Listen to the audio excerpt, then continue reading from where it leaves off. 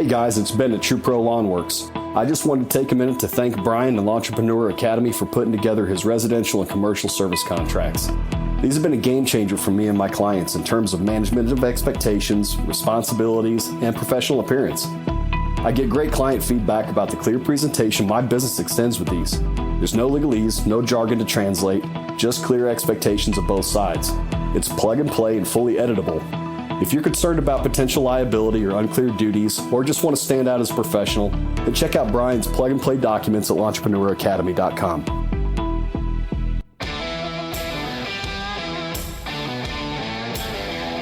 Hello and welcome to the Growing Green podcast. Your host, Jeremiah Jennings, is the owner of Growing Green Landscapes in Birmingham, Alabama, and has a passion for growing the entrepreneurship community for those who are young in business. Being a business owner isn't easy, especially in the early years, and that's why in this show we dive into a wide range of topics covering all the challenges small business owners deal with. Even if your company is generating $1 million or more, the stories from our great guest and Jeremiah's own firsthand experiences will propel your business forward. And now, here's your host, Jeremiah Jennings. What's going on, everybody? Thanks for tuning in to another episode today here on the Growing Green podcast. This is your host, Jeremiah Jennings, and I am so excited to be coming to you today with another fresh new guest interview for you to wrap up the week. This is one that I'm really excited for. We've talked back and forth on socials for a while now, and excited to just actually get this interview lined up and doing it. And we're actually doing this like super fast. We were just talking this afternoon and said, "Hey, you want to come on the show?" And you're like, "Yeah, let's make it happen." So we're actually doing it the same night, which is amazing. This time of year, I talked about this on the last couple of shows. Like it's hard to get schedules lined up. So we love when we can just get it in when you can fit it in at this point. And we have none other than Daniel Kelly here with us tonight from the Pond Beyond. And I'm excited to hear because I've never had a pond guy on before. So I'm interested to see what we get into. I'm interested to hear some more of your business, man. How did you just tell us? Well, how you doing tonight? First off. Dude, I'm living the dream, loving life. Can't complain.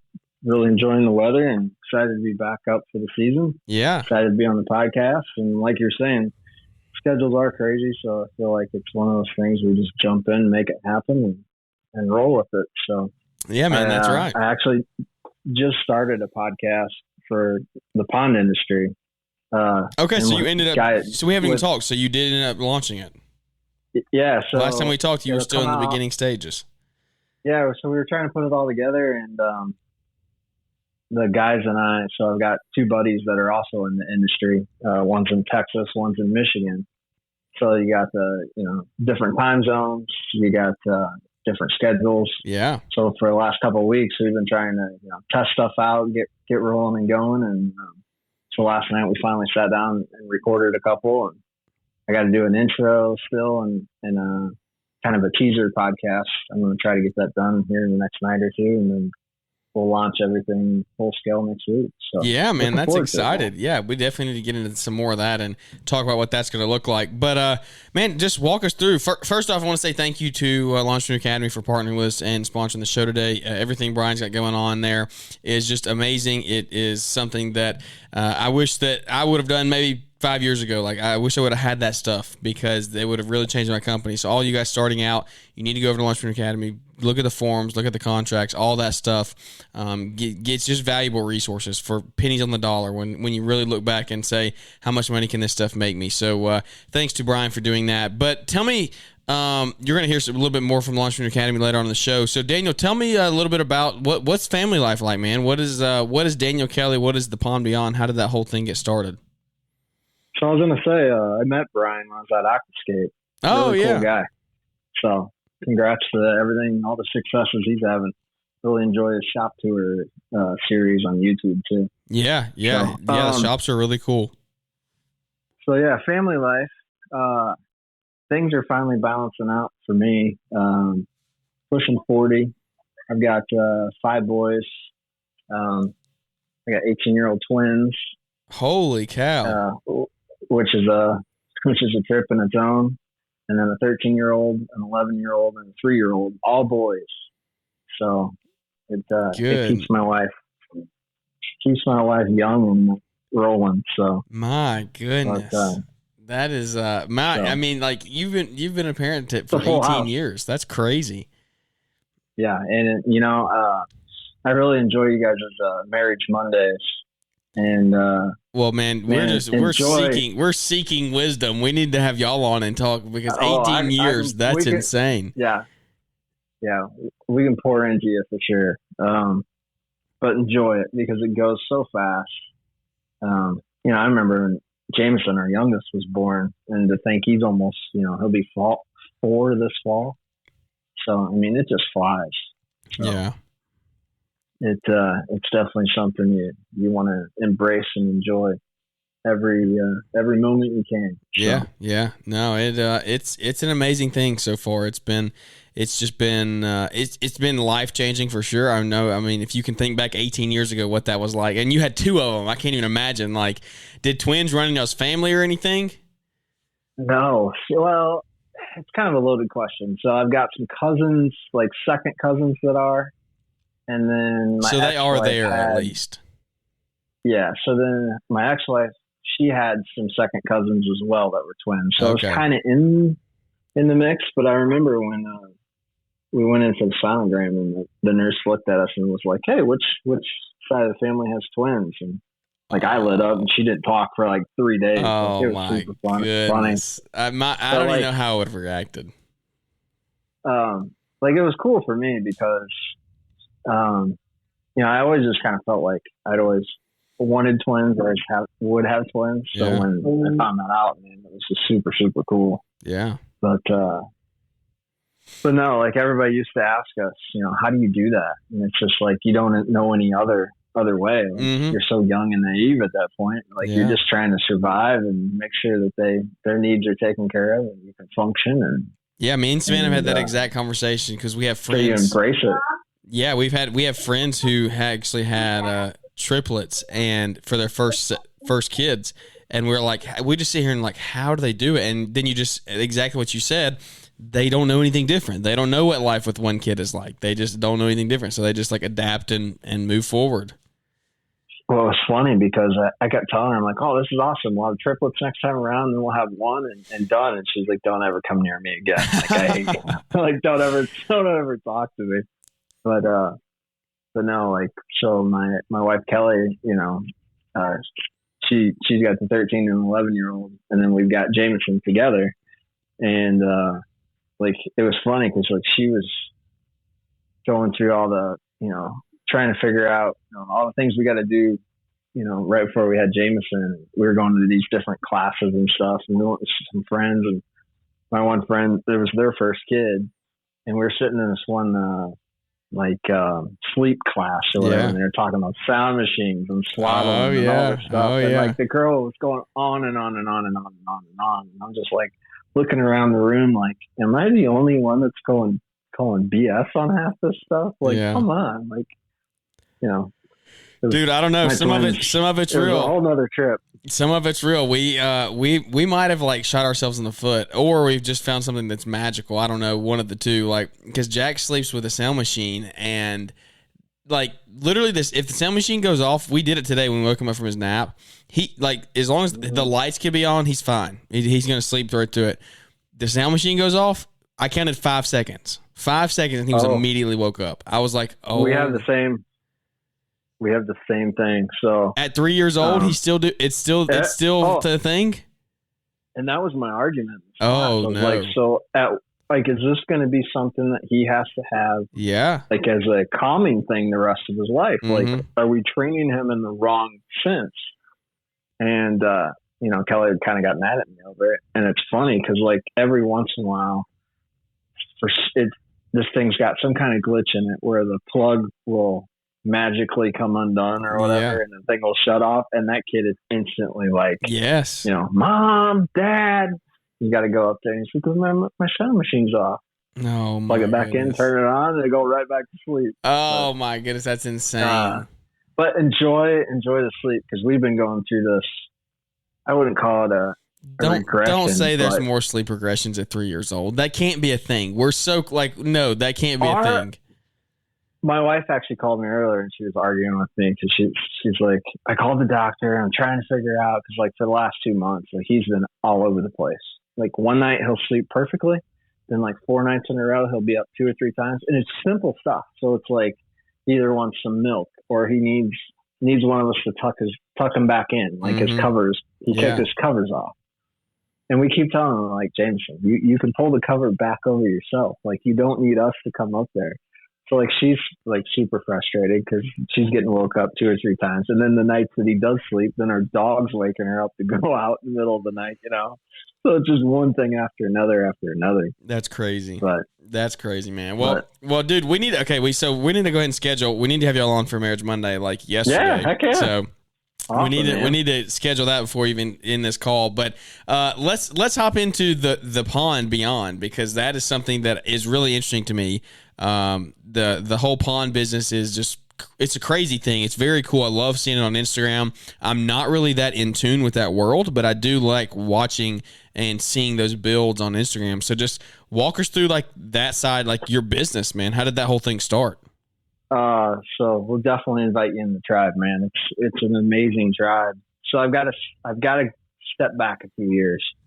So just a quick run of like my background. So I grew up in a construction trades family.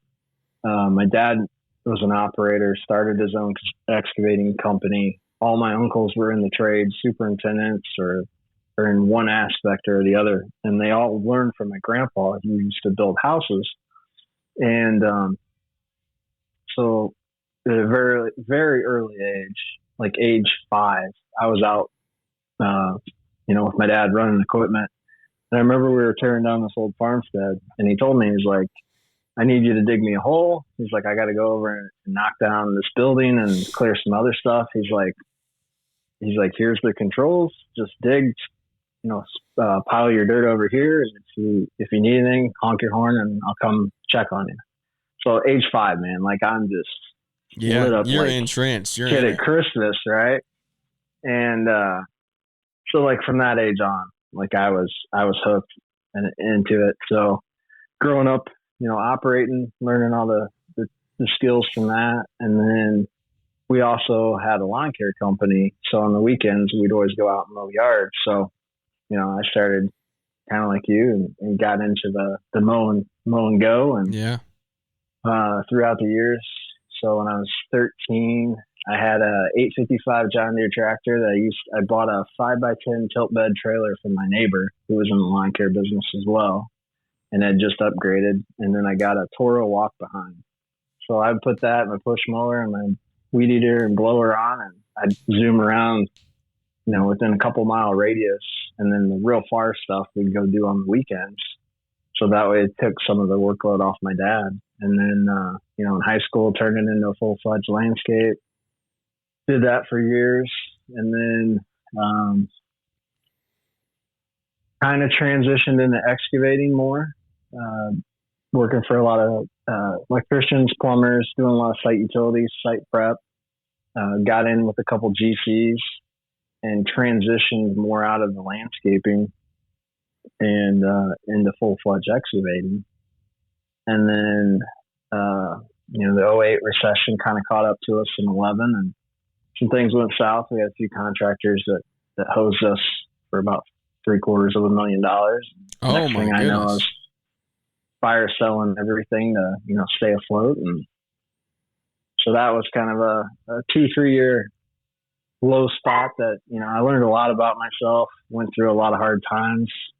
But I look back and I'm actually glad that I did go through it, because it just made me a better person, a better contractor, more in tune and in line with everything, and a lot of great life lessons from it. And then so I went to work for the Illinois Department of Natural Resources for about 3.5-4 years. And we had a complex of like 4 parks and then about 70 miles of a walking trail that we took care of. So I got to kind of learn some cool skills there. We chainsawed a lot of trees and stuff like that. And so I brought my operating skills to the table with that. And then a friend of mine worked at Caterpillar's proving grounds. And he had reached out to me. He was like, "Hey, they're hiring." And at that point, like, I was driving an hour and a half, hour and 45 minutes each way to work. And that was about the time I was going through my divorce. So I was like, it's time for a change. Like, I'm tired of spending 18 hours a week, driving. And so, put my app in, got on with Cat and transitioned. And I was there about almost 5 years. And I was the weekend lead operator, which was a really, really cool experience. Got to work with a lot of cool engineers, a lot of cool guys and operators, be on the cutting edge floor of, all the new prototype stuff coming out. We had at the proving grounds down in Peoria, which is right outside Peoria in Washington, which is right next door to where Jay Jacobs is at. And it's 2,500 acre sandbox. So I always said growing up, like, I was always a kid in the sandbox with my construction toys. So as I grew up, the sandbox just expanded and the toys got more expensive, right? But it was fun. So, yeah, exactly. So I got really, really, really good at digging out D11s and D10s and excavators, because one of the things that we did was, they call it endurance. So you, like, an engineer would write up a work order, and let's say that they had, 500 D8 dozers that went down across the world from some part malfunctioning. So they would come up with a fix, put it on a machine, send it out for endurance. We'd run that thing for 10 hours or 1,000 hours or 5,000 hours. And we would literally run those machines through their paces and literally try to break them, right? Mm-hmm. So they wanted to make sure that their fixes and everything was going to hold up, or we would run other brand machines against, Caterpillars. And we got to set up a lot of cool test preps and stuff. So like when you get your brochure on a D6 dozer and it gives you all the specs on it, they verify that every so many years. So what they do is, we had an area that was like the size of 4 or 5 football fields, and we would go in and dig that thing out 6 foot deep, and then we'd prep it all and put it all back in 1 foot lifts and compact it, nuke test it and everything with the density testing. And then that way everything was uniform. And then we go out and set up like 2,000 flags to where they would do slot dozing, they do pioneering, and then they had a couple other ones. I forget exactly what it was, but it was like 5 or 6 different steps in this test.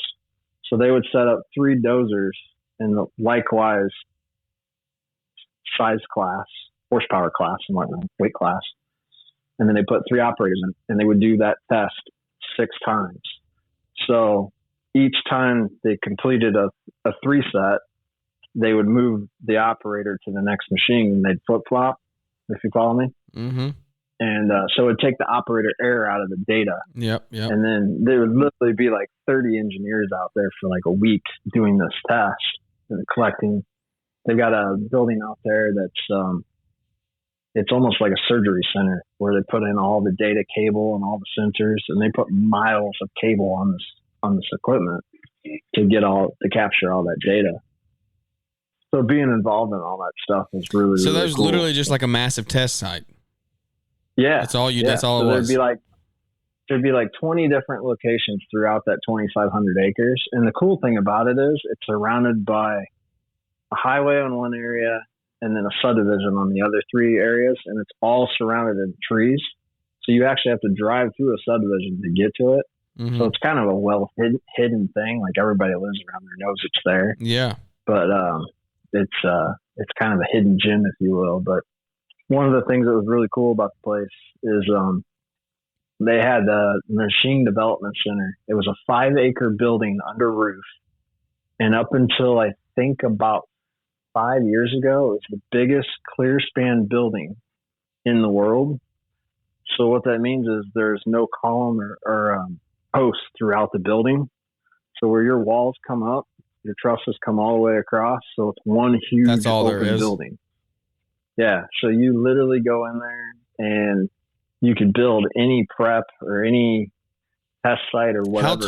How tall were the walls? How tall was the building? They were like 55, 60 feet, something like that. Oh yeah, so you could literally make anything you wanted. Yeah, we would literally stack building, or we'd go in and cut the dirt floor to prep it. Sometimes we would literally stack the dirt clear up to the rafters, where you could literally get out of, like we'd normally use D11s and D8s and D9s to cut everything out, and then we put it all back in with like D8s and D6s. Mm-hmm. You could literally get up on the pile, get out of the cab, and touch the ceiling. Like you were that. You were 50 feet in the air. Holy cow! Yeah, it was cool, man. So being a part of that was a lot of fun. Worked with some really great guys, met a lot of great people. Their GPS groups out there. Like, I mean, I could go on for 2 hours about the cool stuff that we did there. But the downfall to it was, and this was another bad thing about thing that stunk for me as an employee for the DNR, is I worked weekends. So for like 8, 9, 10 years, every weekend I was gone. So the nice thing is it gave me some freedom during the week. But like at Caterpillar, I worked a Friday through a Monday, and we would either start at 3 o'clock in the morning and work till 3 or 5 o'clock in the afternoon on Fridays. Or occasionally it was 5 to 5 or whatever. And then on the weekends, you know, I'd roll in there as a weekend lead. So I took care of all the scheduling, got all the guys the paperwork for the day. Cause what they do is they give you a report, gives you the machine, all the information on it, what the engineer is looking for. And they literally go to a fuel island, go out in the facility, wherever their work site is. And they would follow that application and pretty much do whatever you want. Like a lot of times when I'd run endurance, I'd go out and build like motocross tracks and all kinds of cool stuff and dig some ponds and stuff. The key was you just had to level off and clear the area you were working by the time you were done with your shift. So they would run 3 8-hour shifts during the week. Then on the weekends, we ran 2 12s.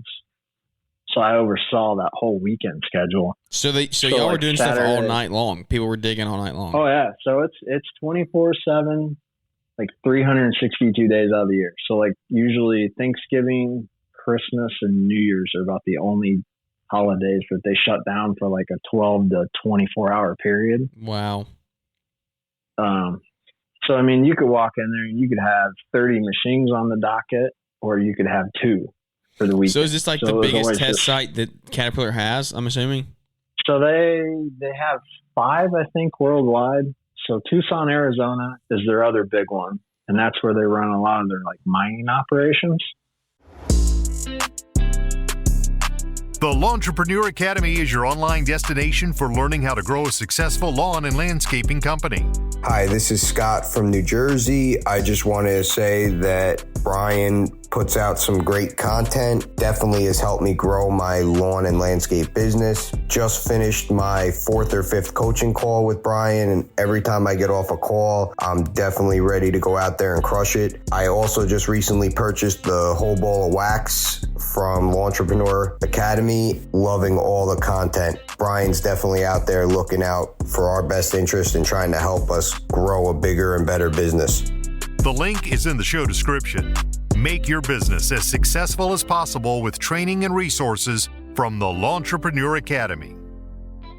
And then where we were at was mostly all the dirt work. And then, so we'd have anything from D11 on down.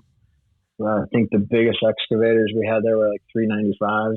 How many ton is that? What is it, 395? I don't know how cats work. It's like a 95-ton machine. Holy cow. So normally how you figure that is like whatever the number is on the machine. That's if you take the first number off, because that's like the series. Yep.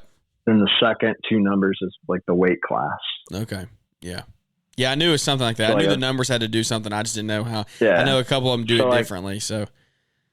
Yeah. So like a 304 would be like a 4-ton machine. Yeah. So yeah, we got to do some really cool stuff there. But then like weekends, like I said, I'd be there 16 hours a day. And then the cool thing was, like, sometimes Mondays wouldn't have to work. So it kind of just got to the point where, like, we were having Jameson. I felt like working with my twins, I missed a lot of their life. Kelly and I had been together a couple, 3-4 years at that point. And it was time for a change, balance some family life. And I was tired of missing out on a lot of stuff. So I had a coworker that was a landscaper, and we got to talking one day, and I was telling him how I'd always wanted to do water features. And he's like, I build them. So I went out and helped him on a couple of rehab projects, really loved it. And I was telling him how I always wanted to build my own. And when I was a kid, my dad actually bought one of those like preform pond kits, and we were going to build it in the backyard, back when I was like 8 or 9 years old. And my mom's like, I don't want mosquitoes. That's going to attract mosquitoes. She's like, I don't want it. I was like, you never go in the backyard. Like, come on, let us build it. Right. So, fast forward. So then Tim had told me, he's like, look up, he's like, I used to be a CAC or installer or one of the pond guys for Aquascape. He's like, they're up in St. Charles, just north of us, a couple hours. He's like, look up Greg Woodstock. He's like, I think he has a YouTube channel. He's like, I'm not really sure. Yeah. And I was like, all right, cool. So I deep dove in, and this was like right around, so this was 2020. They had just finished the Shaquille O'Neal rec pond build at his place over Memorial Day weekend. Yep. And they had just launched all the YouTube episodes. So I binge watched it.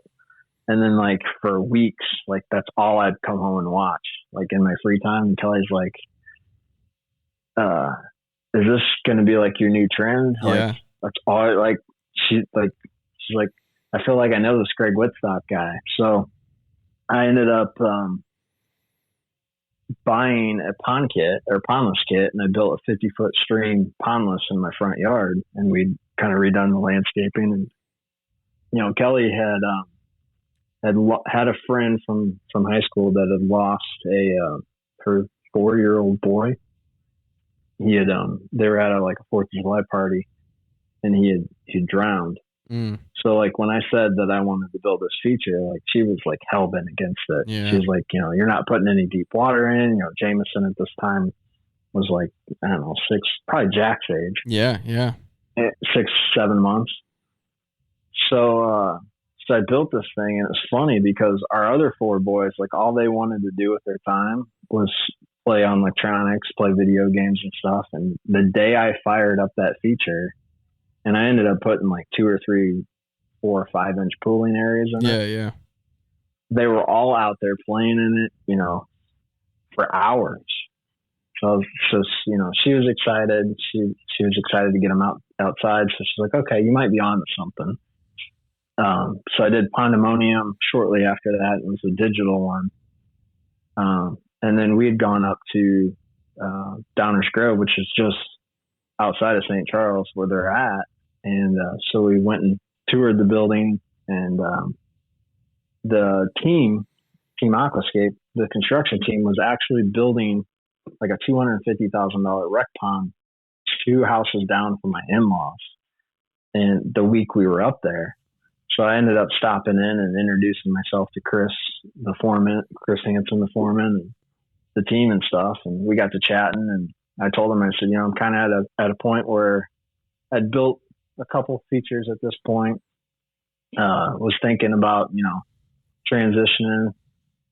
And then Kelly was kind of thinking about relocating back towards home, because she had moved down to Bloomington when we got together. And we were looking for, just a change. So we made the decision to start looking, some different job opportunities. Yeah. So then Greg Woodstock used to own, they used to call it Aquaterra. It was like 5-acre property in Wayne, Illinois, right outside St. Charles. And he had like an 1.5 acre pond that they had built. And he had just sold that property and bought a place in Geneva, just 7 minutes from Aquascape. and they had announced that they were doing a local CAC Build a Pond Day at his house. So I'd reached out to Chris Wilson, who's one of the territory managers for Midwest, and him and I had chatted a few times. And I said, "Hey, man, what do I have to do to get an invite to this thing?" And he's like, "Well, just come up." He's like, "You're invited. Come on up." So I went up there, and it was towards the end of October 2020. We had every weather known to man those 2 days. It went from freezing cold to snow to ice to rain to, warm for an hour, back down to freezing.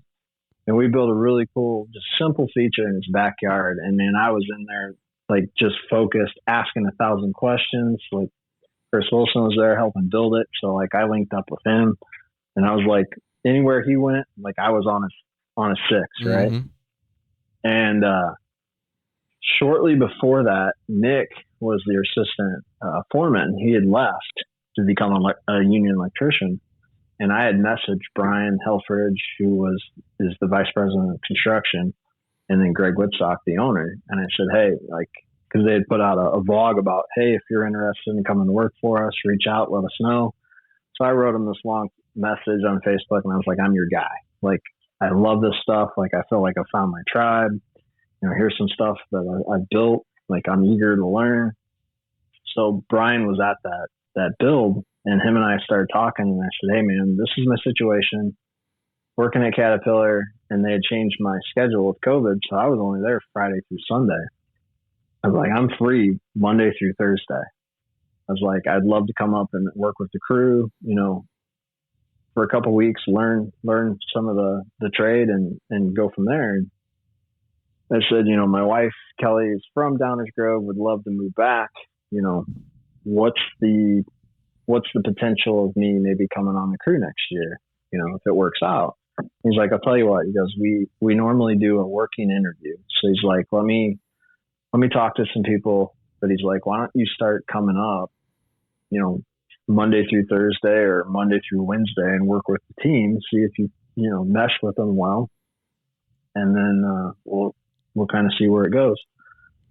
So a couple of weeks later, next thing I know, I'm getting off work, 8:30, 9 o'clock on a Sunday night, driving 2 hours north, staying with my in-laws, and showing up at the shop.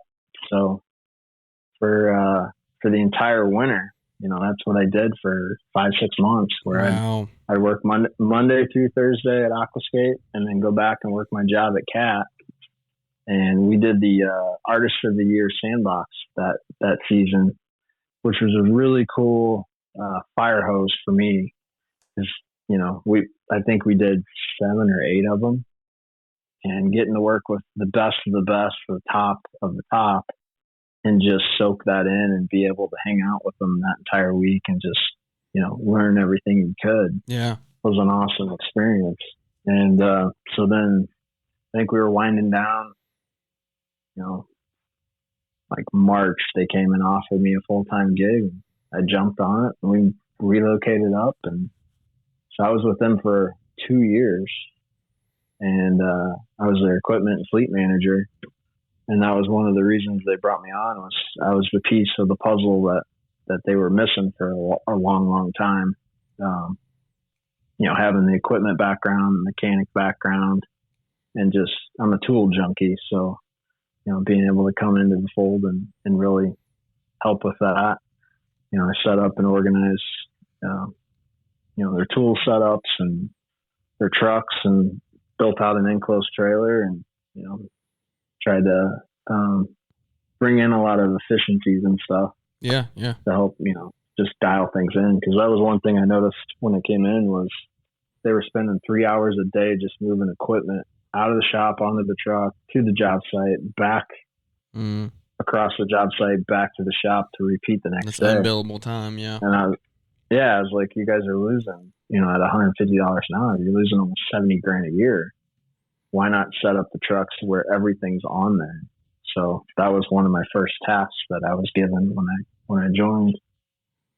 So had a lot of awesome opportunities, worked with a lot of great people, learned the trade, and just soaked it up. And became a pond junkie. Weekends and stuff, days off, I'd work on, projects around the house. I built a really cool 9x15 pond for my in-laws, and they love that thing. They sit out by it every night. Yeah. And then we ended up, we were staying with my in-laws for, I don't know, 6-7 months. And then we finally locked in on a house and bought it. So as soon as spring came around last year, I ended up building 5 features. So I've got two big pondlesses and 3 fountainscapes. And then I started a big rec pond in the back that's about 85% done. So here in a couple weeks, we're going to tackle finishing that. And the game plan with that is to put I'd like to build like a man cave shed out there next to it. Oh, a glass garage door on it. So then I could turn it into just a cool hangout spot, and then also recording studio for the podcast. So, yeah, that's awesome. Wait, so maybe I lost you, but are you still with Aquascape, or what happened after that? So again, really, really appreciative of everything that they afforded me and opportunities they gave me. The downside was, one of the ultimate goals Kelly and I had was, by relocating up here and taking on this new position, was home life balance. Yeah. Having time at home and enjoying family and being around, Jameson growing up. And unfortunately, like, it's a epic grind, especially in season. But the problem is, like, in the wintertime, they have all the academies, all the different sandbox builds and stuff, which is almost more stringent schedule-wise than, the rest of the construction season. Then we go into March through June would be cling-out season. So you live, sleep, and breathe it. And then construction season would start up, then you'd rinse, repeat. So, like, I was working, 80, 90-hour work weeks and just never home. And it kind of just finally came to a head where one day, Kelly had called me and she's like, Jameson woke up this morning, was wanting to know where you were. Cause I'd always go into work, I'd leave the house at 5:30, 5:45 in the morning. And a lot of the nights I wouldn't come home until 9 o'clock at night. And then she'd be like, oh, well, he was asking for you at bedtime. So I was always missing bedtime. And she'd be like, well, maybe you'll get to see him this weekend. So one day she finally called me and she's like, look, it's either, Aquascape or us. And I'm like, well, that's an easy decision. Yeah. So, I put in my notice, and then Brent, who owns Pond Beyond, he's just like 45 minutes, east of Aquascape. Him and I had been friends for a few years and actually had met in person on Greg's build. And him and I would always shoot the crap on equipment and just, check in every once in a while and whatnot. And he actually had happened to reach out to me. He was trading skid steers, so he was wanting my take on it. And we got to chat, and he's like, how's things going? And so I just put in my notice. And so we got to talking. He's like, dude, I'll hire you in a heartbeat. He's like, you'd be a huge addition. He's like, we'll get you the home life balance that you need. And so I jumped on with him and Anthony and Mike back in October. So I've been there, I don't know. Oh, wow. Okay. So pretty new. Yeah. So it's been an awesome transition and kind of taking the foreman role for him and equipment, fleet maintenance stuff. And him and I kind of think in a similar manner. So him and I kind of almost run it like a co-ownership. He owns it, but like, I approach it like you don't have to go home as the owner, though. That's the thing. Right. But like I approach it like it's my baby. So you don't have all the stress and all the overwhelming part of being the owner. Yeah. But look out for him and help him build and grow to that next level. And, that's awesome, man. What kind of how big are the ponds that you are building? I mean, I guess you kind of joined and then went into the winter time, so you hadn't really gotten really crazy busy. Probably winding up here soon. But like, are y'all running mini X's? Or what size machines are y'all running to dig these with? Yeah. So one nice thing about Brent is he's a fireman by trade. So this is kind of a side hustle that he started 7-8 years ago.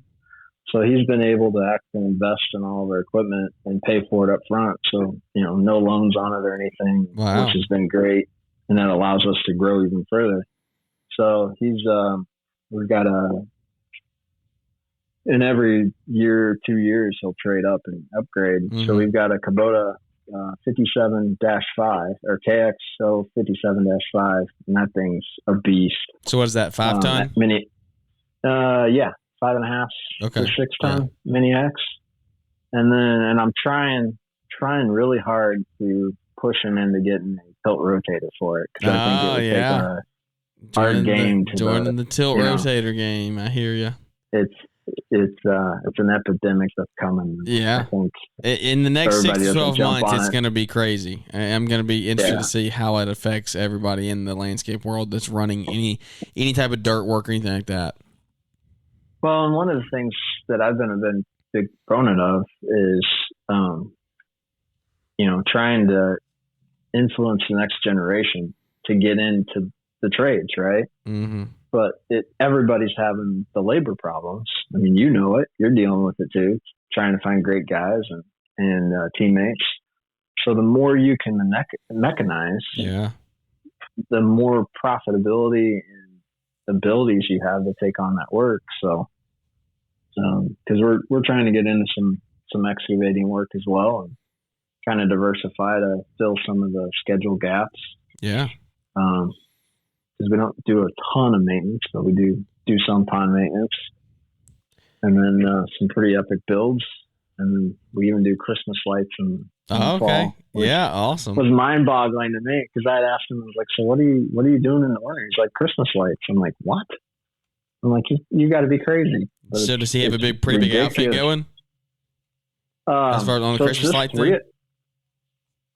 Yeah, I mean, it's grown every year. This is, I think, our 3rd season, he said. Mm-hmm. It's super profitable, super lucrative. How many houses did y'all do this year? Do you know?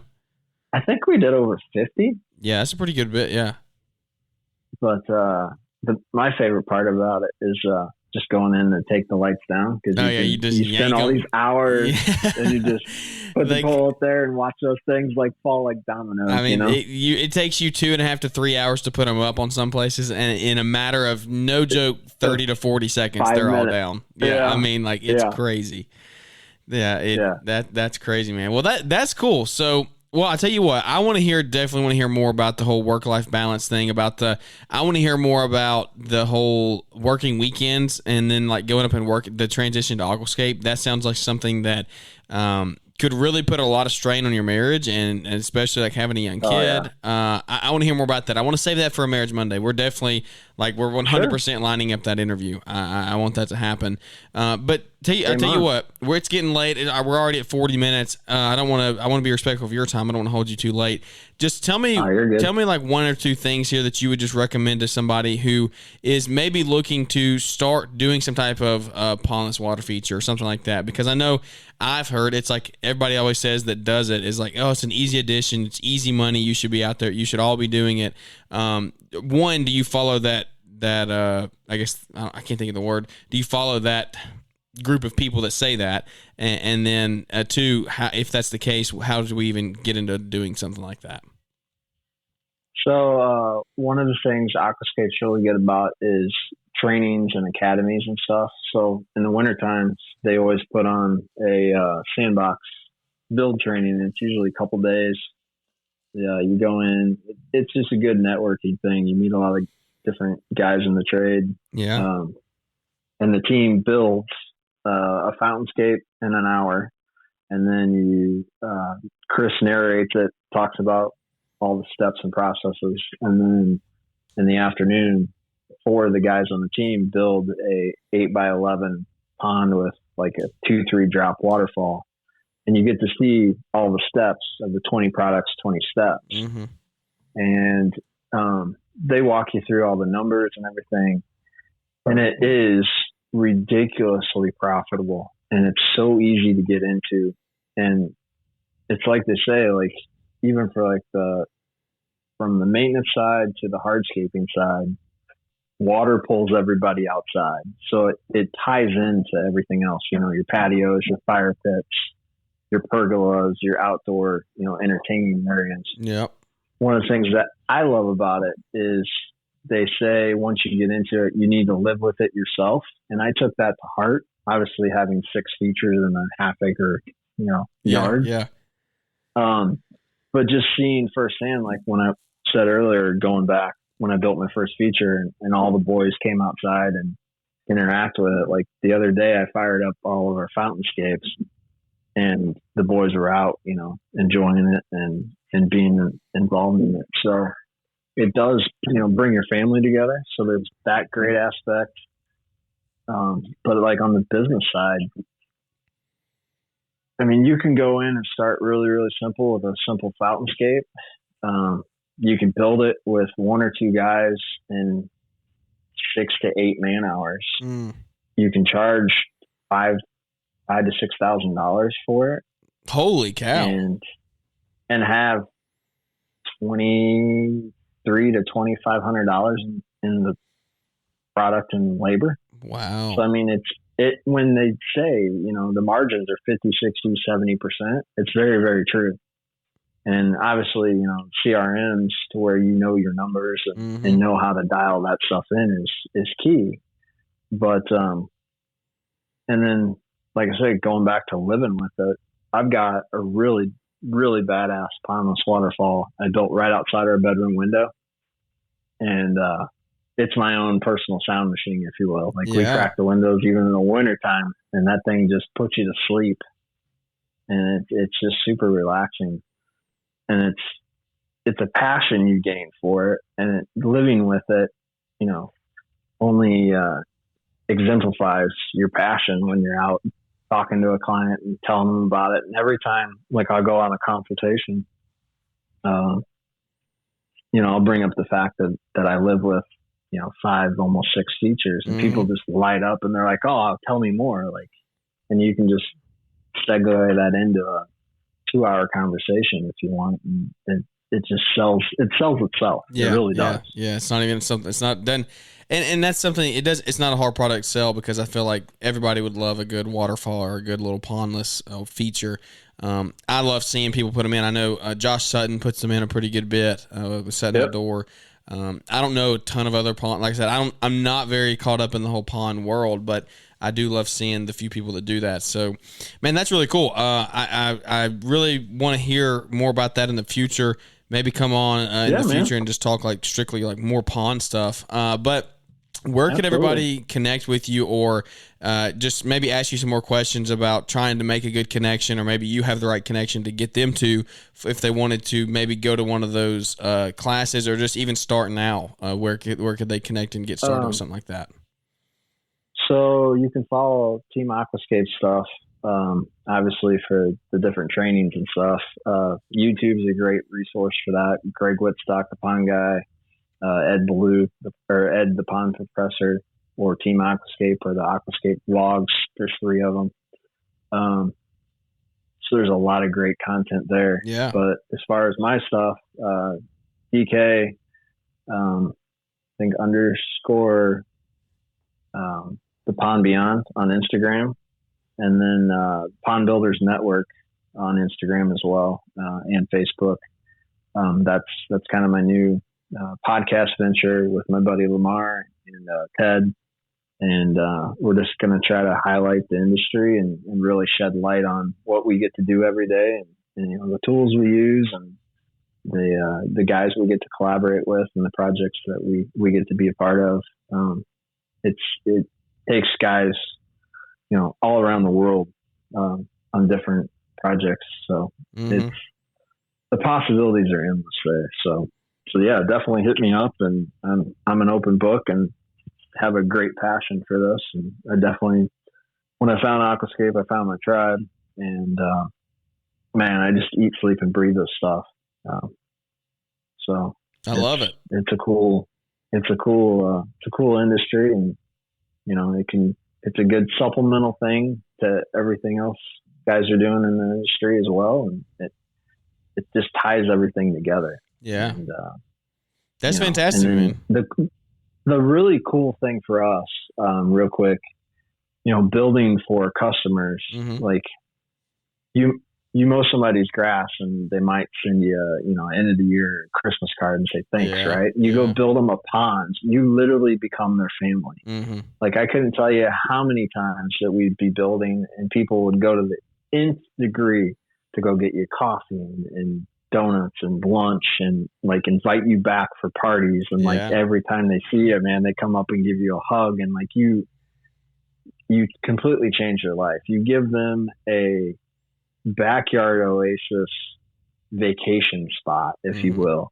to where they don't have to travel. They can literally walk out their back door. And when you get that reaction, dude, as a pond builder, there's nothing better. Yeah.